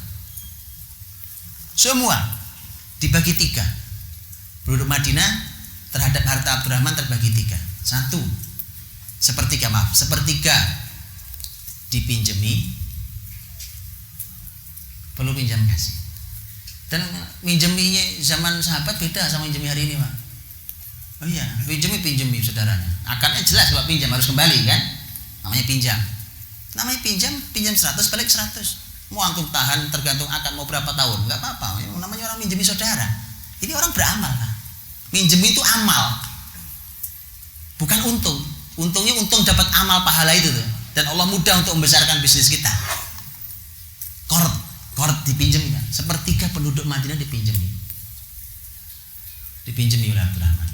Perlu dipinjam. Waktunya mengembalikan nggak bisa, ya berlaku hukum Islam. Abdurrahman nggak bisa balikin, ini uang lagi nggak ada. Nggak apa-apa. Wa in kana dzu usratin fanadhiratun ila maisarah. Quran bilang itu, berkata itu, kalau memang kesulitan, tolonglah kasih tunda. Kasihlah tunda sampai dia punya kelapangan rezeki. Jangan. Gitu ya. Ekonomi begini kalau diterapkan tutup Yahudi. Betulan. Sepertiga yang berikutnya, sepertiga yang tadi kan dipinjemi, sepertiga yang berikutnya bayar utang. Abdurrahman tuh nyari siapa yang punya utang, ya kan? Saya nyelesaikan utang antum. Siapa lagi? Itu seperti tiga penduduk Madinah itu utangnya nyelesaikan Abdurrahman. Ini Bapak Ibu dirahmati Allah, saya sering katakan, kita itu sebenarnya tidak perlu banyak orang. Kita hanya perlu orang berkualitas berapapun jumlah yang Allah berikan. Penduduk satu kota selesai hanya oleh satu orang, cukup. Tapi kualitasnya seperti Abdurrahman bin Auf. Ini orang banyak ya kan, masalah ekonomi, seminar mulu kerjaannya kan. Diskusi nggak bisa, masalah nggak selesai. Kita hanya perlu satu orang, actionnya jelas. Dengan iman yang dia bawa, action jelas lapangan. Tadi apa? Sepertiga dipinjami, sepertiga dibayari hutangnya, sepertiga untuk silaturahim. Datang silaturahim Abdurrahman, assalamualaikum, saudara antum Abdurrahman, ya kan? Masya Allah, ngobrol-ngobrol. Ini untuk silaturahim buat antum. Pergi lagi kayaknya. Sepertiga penduduk Madinah di silaturahimi pakai uangnya Abdurrahman. Iya, Masya Allah. Kalau ngomong Abdurrahman saya nyesek ya Pak. Tambah malam tambah nyesek saya kalau ngomongin Abdurrahman yang lihat itu. Masya Allah itu. Ini didikan Rasul kita kayak begini modelnya. Rasul wafat. Itu yang semua karya besar Rasul dan hasil didikannya adalah salah satunya Abdurrahman. Abdurrahman dengan semua itu dan semua orang tahu, Masya Allah itu. Semakin naik posisi Bani Zuhra. Tadi saya bilang Bani Zuhra baik lagi. Naik. Jadi lihat, subhanallah. Ya tadinya keluarga besar ini bukan keluarga besar tinggi ya. Itu terangkat juga oleh haji satu orang kurang lebih. Walaupun bukan satu-satunya dari Bani Zuhra. Begitu. Memuliakan satu keluarga besar. Jangan malah menjatuhkan nama keluarga besarnya oleh satu orang. Memuliakan satu keluarga besar dengan prestasi satu orang ini. Rasul wafat, Abdurrahman melanjutkan amalnya, umur masih ada ya. Karena Abdurrahman bin Auf nanti meninggal tahun 32 Hijriah.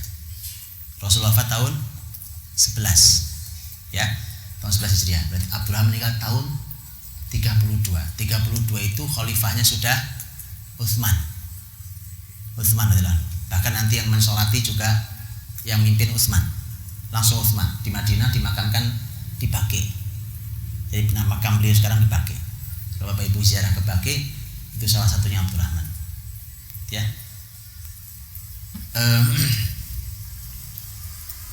Jadi ketika Rasul wafat, Abdurrahman berperan, harus punya tambahan peran. Karena selain dia orang kaya dan dermawan, dia orang senior di dalam dakwah Islam ini dengan kemampuan ilmu yang sangat amat tinggi. Nah, Rasul sudah wafat, maka Abdurrahman harus punya posisi yang tinggi karena memang kemampuannya. Begitu Khalifah Abu Bakar di baiat, otomatis orang seperti Abdurrahman itu di posisi sebagai penasihat ahli di ring satu. Karena dulu Khalifah Muslimin itu menjadikan ahli-ahli ilmu dari kalangan muhajirin itu di ring satu Khalifah.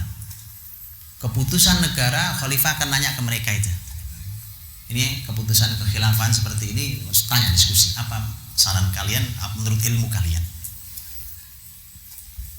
Itu peran Abdurrahman. Di zaman Umar juga demikian. Di zaman Umar radhiyallahu anhu juga demikian. punya posisi yang sangat luar biasa.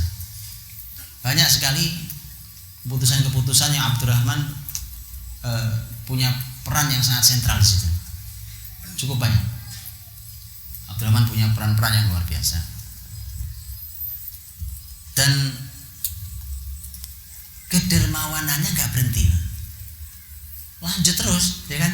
Nggak ada amal berhenti, lanjut. Rasul wafat, lanjut amal, dilanjutkan. Bahkan saat itu Abdurrahman mulai memikirkan para sahabat yang tersisa, Pak. Masya Allah, lihat, kan sudah banyak yang wafat ya, satu persatu wafat. Umur Abdurrahman agaknya panjang nih nampaknya, Masya Allah. Mudah-mudahan antum yang dermawan ini karena manfaat buat umat diberikan umur panjang. Abdurrahman dikasih Allah umur panjang karena banyak urusan yang harus kamu selesaikan gitu ya. Sampai tahun 32 Hijriah dia baru wafat. Begitu sudah satu persatu banyak sahabat meninggal, Abdurrahman memikirkan sahabat yang tersisa. Ya Allah, ini sahabat tersisa ini dulu orang-orang awal kan, Pak. Dulu kita bersama-sama, orang-orang awal. Saya punya uang banyak. Ini amal saya, amal terbaik saya ini. Sudah, Pak. Dia infak. Suatu hari dia infak 50.000 dinar. Kebayang 50.000 dinar? Tadi sudah angka-angkanya ya. 50.000 dinar. 50.000 dinar itu dibagi nanti. Ternyata amanahnya adalah amanahnya nanti untuk veteran ini, mujahid perang Badar yang masih hidup. Itu yang paling banyak. Itu total jumlahnya yang masih hidup dihitung sama Abdurrahman itu masih ada 100 orang. 100 itu dia yang waktu itu berinfak, masing-masing dapat 400 dinar. Jadi begitu, Masya Allah. Jadi ini 400 dinar untuk satu orang yang dulu pernah ikut di perang Badar. Mengapa Abdurrahman peduli pada perang Badar? Pertama, dia ikut di perang Badar. Yang kedua, selesai perang Badar itu Jibril datang ke Rasul. Perang Badar sudah selesai. Jibril bertanya kepada Rasul SAW, "Kaifa ta'udduna ashabakum fi Badar?" Muhammad, menurut kamu sahabatmu yang ikut perang Badar itu di posisi kalian seperti apa? Sehebat apa yang ikut perang Badar? Nabi SAW menjawab, "Khiyaruna." Mereka orang-orang terbaik kami yang ikut perang Badar itu, ya, itu orang-orang terbaik kami. Jibril mengatakan, begitu pula kami menganggap para malaikat yang ikut di perang Badar adalah malaikat-malaikat terbaik. Karena malaikat turun kan di Badar, turun. Sebagaimana firman Allah dalam surah Al-Anfal, "Idz tastaghitsuna rabbakum fastajaba lakum anni mumiddukum bi alfin minal malaikati murdifin." 1000 malaikat Allah turunkan. Dipimpin langsung Jibril. Jibril mengatakan, begitu juga kami menganggap malaikat yang ikut di Badar adalah malaikat-malaikat terbaik. Jadi begitu, mau Abdurrahman berarti mau berinfak kepada orang-orang terbaik yang masih tersisa. Subhanallah, itu kayak apa amalnya, berlipat-lipat pahalanya, orang terbaik.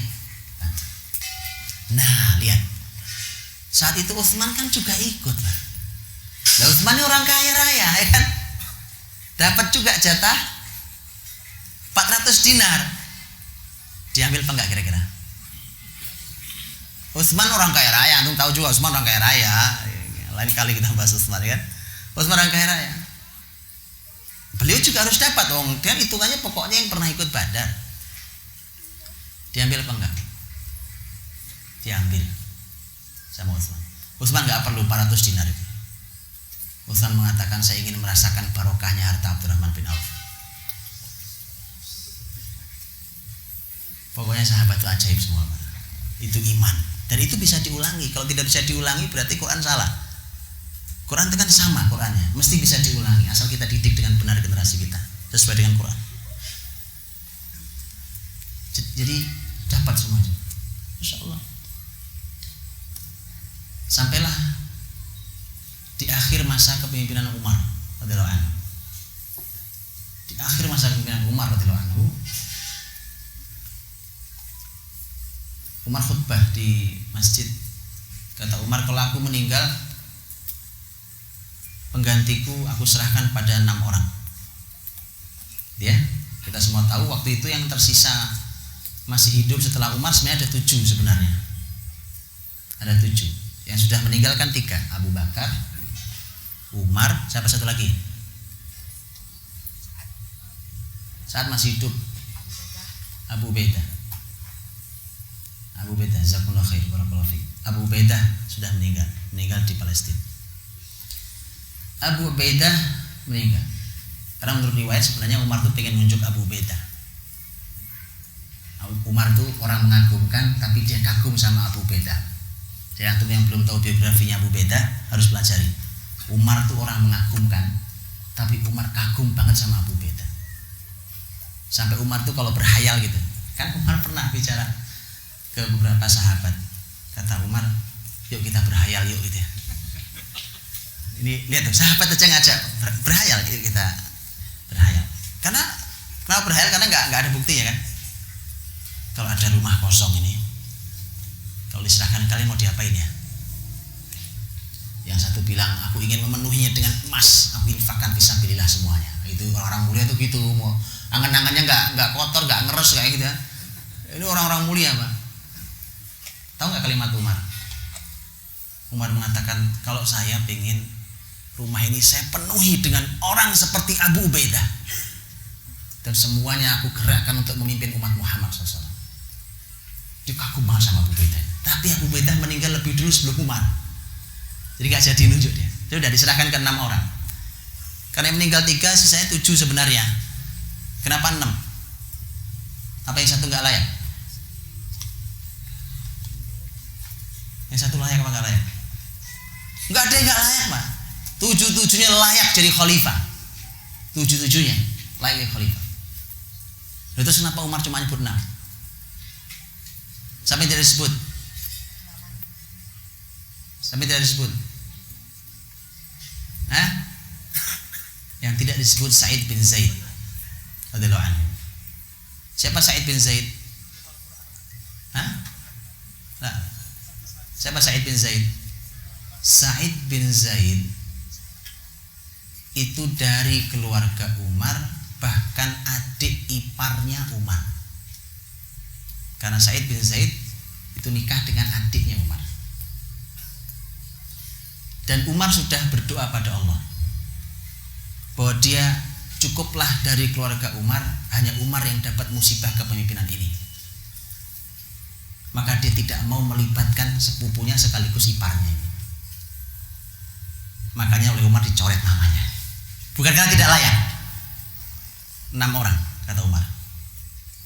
Dan subhanallah, Umar itu sebenarnya setelah Abu Ubaidah, Umar itu sebenarnya punya pandangan sebenarnya. Cuma dia tidak mau ini menurut analisa para ahli sejarah ya. Waktu Umar ditusuk, Umar kan masih hidup beberapa hari. Kan beliau sebenarnya ingin mengimami muslimin tapi sudah gak kuat. Siapa yang ditunjuk oleh Umar untuk mengimami muslimin? Abdurrahman bin Auf. Dan dalam Islam, imamah dalam sholat itu isyarat tentang imamah di kepemimpinan. Dipahami? Rasul dan ke Abu Bakar, semua sahabat sepakat tidak ada yang berani mimpin selama Abu Bakar masih hidup. Kenapa? Di antaranya itu, waktu Rasul sakit, siapa yang ditunjuk jadi imam? Abu Bakar. Jadi semacam isyarat sebenarnya dari Umar. Cuma Umar udah bilang pokoknya 6 orang aja. Ditunjuk Abdurrahman jadi imam, gantikan saya jadi imam. Dan itu semua muslimin sebenarnya mengerti, tapi kan karena kalimat bunyi 6, ya harusnya 6. Masalahnya dan bahkan saya tunjukkan satu kali kalimat. Kata Abu Bakar, kata Umar, ini 6 nih Pak. 6 nih masalahnya genep, enggak ganjil. Kalau poinnya 3 repot ini. Betul kan? Kita suka-suka kalau memilih sesuatu itu ganjil. Tadi tujuannya supaya tidak imbang, draw, ya kan? Tapi Umar punya cara. Kalau 3 draw, Umar tuh ngasih kaidah loh Pak. Rapat tuh ada kaidahnya. Kalau 3 draw, maka yang harus kalian baiat adalah orang yang ditunjuk Abdurrahman. Ini enggak orang sembarang. Jadi Abdurrahman itu menentukan sebenarnya, Pak. Bahkan kalaupun dia yang diangkat, dia orang sangat layak. Tadi kan saya bilang ditunjuk dia jadi imam. Itu Abdurrahman, Umar punya kaidah, tidak boleh lebih dari 3 hari. Milih pemimpin itu 3 hari itu udah kelamaan, Pak. Kita berapa lama ya milih pemimpinnya?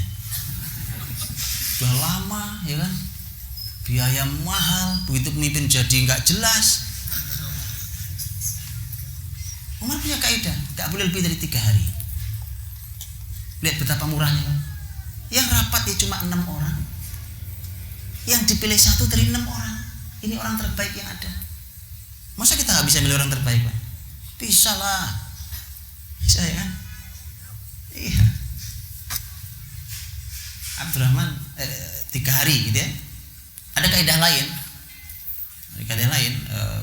Bahkan Umar meminta untuk dikawal pasukan.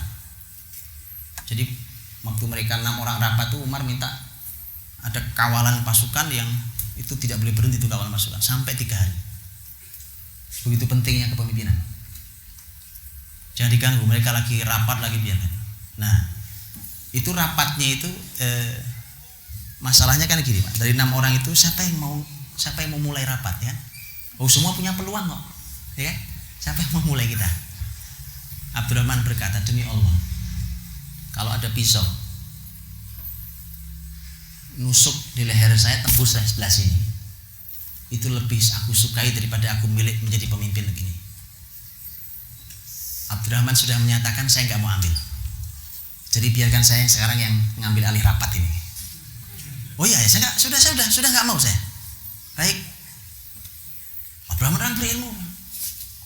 Jadi Abdurrahman sudah nggak mau. Sudah mulailah ditanya. Yang tidak di tempat Talha radhiyallahu anhu tidak sedang di Madinah. Jadi nggak bisa diajak rapat di Madinah. Jadi sebenarnya rapat itu cuma 5. Dari 6 itu 5. Sudah. Zubair menyerahkan suaranya dan sampai mengerucut hanya tinggal 2. Ali dan Utsman radhiyallahu anhum ajmain. Abdurrahman nanya ke orang-orang pintar lain, para sahabat yang mulia, orang-orang ahli ilmu ditanya. Abdurrahman tuh menyendiri di rumah, salah satu rumahnya, dia yang dikenal dengan Darul Qadha. Jadi Abdurrahman tuh punya beberapa orang kaya raya, rumahnya banyak di Madinah, rumahnya banyak banget. Ada salah satu rumahnya Abdurrahman itu rumahnya 3 lantai, dikasih kubah 3 gitu. Wede sama itu kan. Itu bukan satu-satunya rumah, rumahnya banyak. Dan Abdurrahman gampang banget Pak ngasih rumah. Dia punya rumah di sini gitu. Sampai ada nama rumah namanya Dar Mulaika. Dar Mulaika.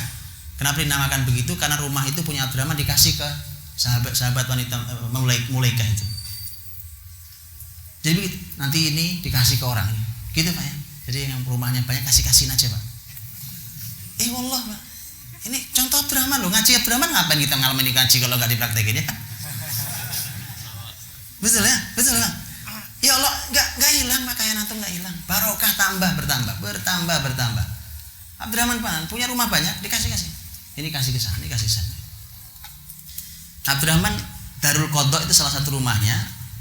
Disitulah dia menyendirinya, Mas. Jadi menyendiri itu maksud saya ketika ada dia sedang memikirkan untuk siapa orang yang tepat untuk ini, menganalisa itu di situ. Dia minta menyendiri di situ, dikawal kan pasukan. Jadi dia kumpulkan data, dia tanya, cari informasi semua, dipanggil lah dimulai dari 5 orang itu tuh.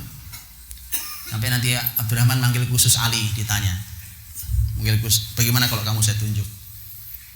Ali menyampaikan dia pendapatnya. Kemudian panggil lagi Utsman. Gimana kalau kamu saya tunjuk? Ali ditanya, menurutmu Utsman bagaimana? Utsman ditanya, menurutmu Ali gimana? Orang cerdas Pak Abdurrahman. Karena Abdurrahman begitu sudah mengumpulkan data dari orang-orang luar biasa di Madinah, orang tidak bergeser dari 2 nama, Utsman dan Ali. Nah, sudah kerucutkan 2 nama. Sudah, itu keputusannya di tangan Abdurrahman. Jadi khalifah itu Abdurrahman kemudian sudah dapat jawabannya kan 3 hari.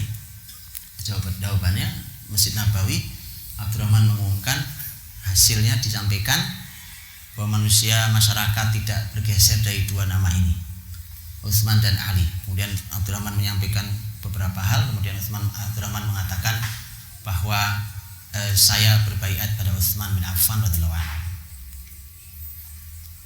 Sah, karena Umar mengatakan ya memang 6 orang ini yang berhak, sudah dia yang milih, dia yang dipilih, ya. Dan kita tahu, subhanallah, Utsman radhiyallahu anhu dengan kepemimpinan tidak salah pilih Abdurrahman. Ibu dirahmati Allah. Jadi ini peran-peran yang sangat besar dan luar biasa. Saya mau sampaikan terakhir, Pak, terakhir.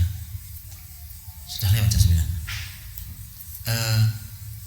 Abdurrahman bin Auf ini orang kaya yang punya iman. Karena punya iman itulah dia takut karena kaya.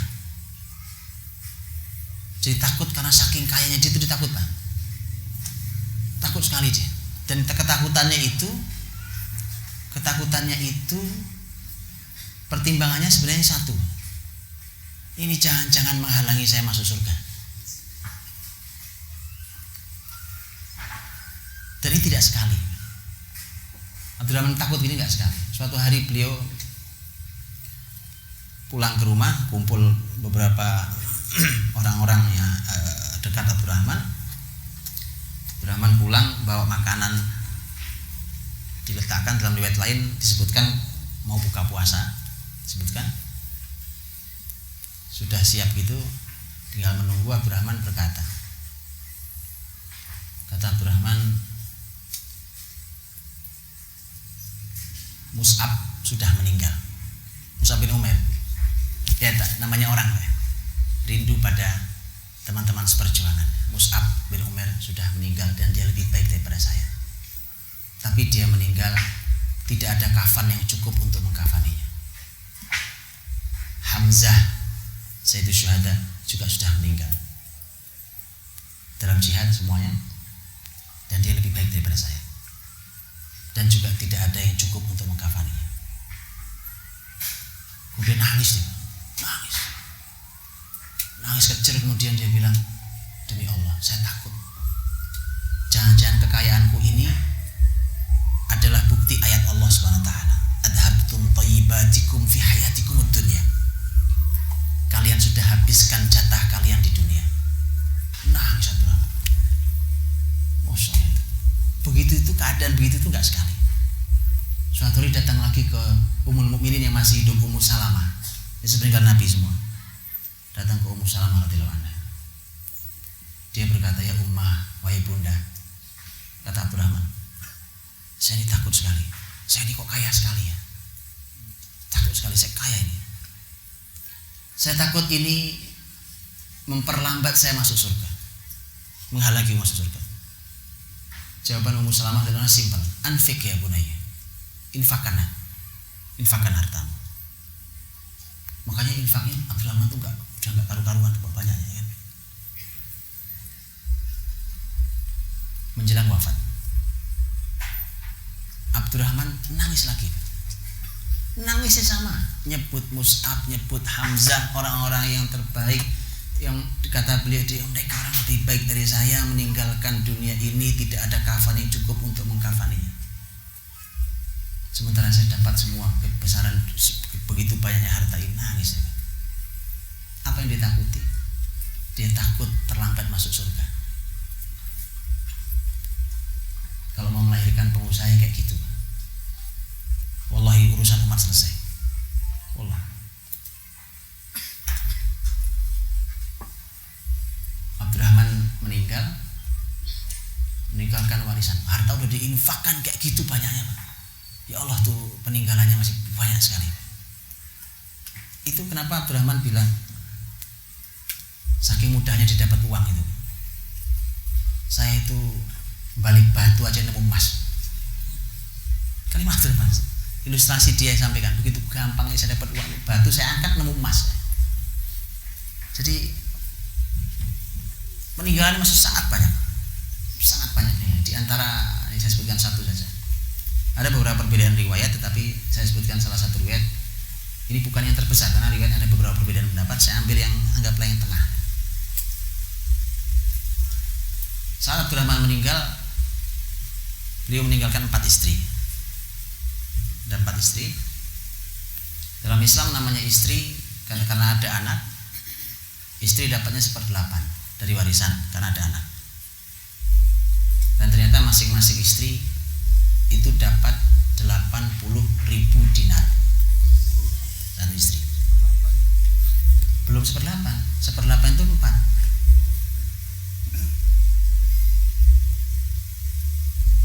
Jadi iya, 80.000 kali 4 dari berapa? 320.000. 320.000 dinar. Nah, itu 1/8. Itu 1/8 dari harta warisan. Hitung sendiri aja ya. 320.000 dinar. Itu karena total istri 4 itu kan dapat 1/8 dibagi berapapun jumlah istri. Jadi masya Allah, pelajaran luar biasa. Tidak ada kebaikan yang tidak Allah balas dengan kebaikan. Tidak ada hijrah yang membuat orang miskin. Tidak ada orang yang dermawan kemudian menjadi orang miskin. Yang ada adalah kedermawanan membawa kebesaran.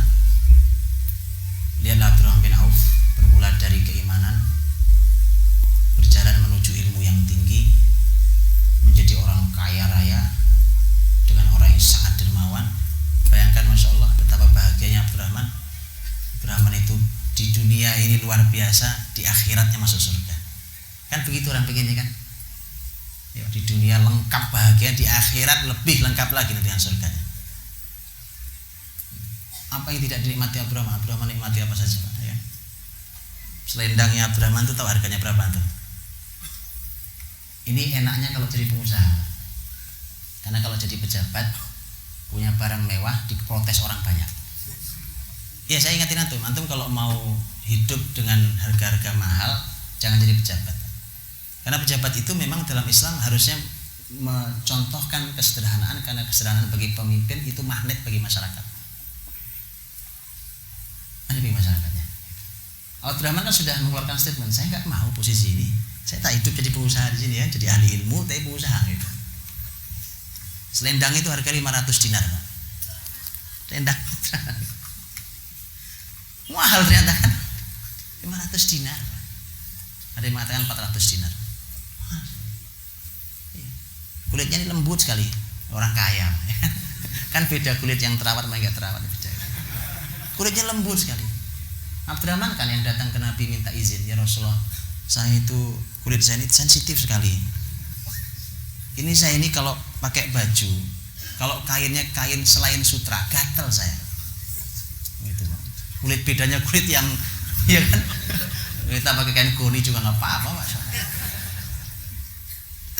Gatal, Abdurrahman tuh gatal kalau tidak pakai kain sutra. Padahal kain sutra nggak boleh buat laki-laki, itu masalahnya. Makanya minta izin ke Rasul. Akhirnya Rasul mengizinkan Abdurrahman, nggak apa-apa, khusus untuk kau pakai itu, karena memang nggak ada pilihan. Gatal kulitnya, Pak. Nabi juga tahu itu. Gitu ya. Insyaallah saya cuma bertutur bercerita, untuk ambil sendiri pelajarannya. Sekali lagi, belajar tentang sirah nabawiyah itu akan menghadirkan konsep strategi yang sangat tertata. Sangat tertata. Kalau antum belajar sirah belum begini, berarti harus diterusin lagi sirahnya. Ya, teruskan lagi belajar sirahnya. Sangat tertata, rapi. Sekali lagi, perjuangan yang sporadis ya gampang dipatahkan oleh musuh Islam. Tapi dengan strategi yang sedemikian luar biasa tertata itu, tadi sekilas saya ceritakan banyak hal tadi, maka itu yang harus kita contoh dari Rasul dan para sahabat beliau. Wallahu ta'ala a'lam bishawab. Mohon maaf salah kurangnya. Kembali pada Ustaz. Assalamualaikum warahmatullahi wabarakatuh. Dan Ustaz, satu pertanyaan berkaitan dengan kedermawanan Ustaz. Bagaimana mengajarkan kedermawanan kepada putra-putri kita? Karena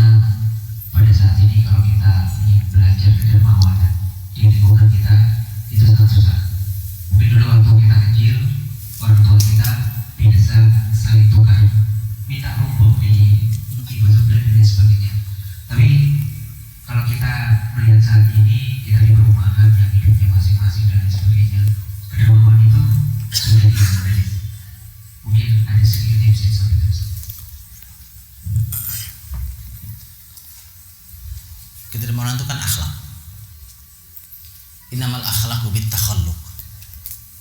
Akhlak itu dengan latihan. Tidak bisa kita seperti Abdurrahman yang seperti itu kecuali latihan dulu. Makanya anak-anak kita kalau mau dididik jadi orang dermawan, namanya pendidikan itu kunci pertama dan utama itu keteladanan. Nah kalau bapak ibunya pelit, bagaimana anaknya mau dermawan? Jadi kita yang ngajarin. Anak-anak itu suka merekam kalimat kita yang kita suka nggak sadar, itu dinilai oleh anak dan ditiru. Ya kan? Kadang-kadang itu anak dengar. Ada tetangga datang ketok pintu, ibunya teriak atau bapaknya teriak dari dalam, itu paling jembut, bilang aja nggak ada orang. Itu anak ngerekam loh Pak. Oh begini ya caranya, itu ngerekam. Rasul SAW ini harus diajarkan ke anak. Ini harus diberikan keteladanannya. Rasul SAW ini kalimat para sahabat. Rasul itu kalau dimintai tolong oleh seseorang, Nabi tidak pernah berkata saya tidak punya, walau beliau tidak punya. Kalau beliau punya, beliau kasih. Kalau beliau tidak punya, beliau carikan solusi di tempat lain. Itu Rasul. Itu Rasul SAW. Dan Rasul disebut sebagai orang yang paling dermawan. Dan itu keteladanan. Kalau itu sering disaksikan anak kita, oh itu jauh lebih mahal daripada ceramah berhari-hari. Keteladanan. Satu. Yang kedua, anak ini memang harus dilatih. Dilatih dari mulai ngasih paling kecil. Dilatih anak ini. Makanya kalau anak kita ajari nabung, anak itu sudah diajari nabung ya, itu bagus, mulia. Ajari nabung. Coba bicarakan tentang tabungannya, bahwa ini tabunganmu nih, coba pikirkan sekian persennya untuk membantu teman-teman saudara-saudara yang tidak mampu. Itu pikirkan itu gitu. Ya. Nah itu dalam rangka innamal akhlaq bitakhalluq. Akhlak itu dengan cara berlatih. Tentu dermawan itu lawannya ngemis Pak. Ngemis minta-minta. Nah itu harus dihindari. Karena itu lawannya kan. Gampang banget minta. Gampang banget dikit-dikit minta temennya tidak boleh dibiasakan. Kalau enggak bagaimana mau dermawan? Orang punya orang aja diminta sama dia. Nah, itu harus dilatih. Wallahu a'lam bishawab. Mudah-mudahan sebagian ini bisa memberikan pelajaran.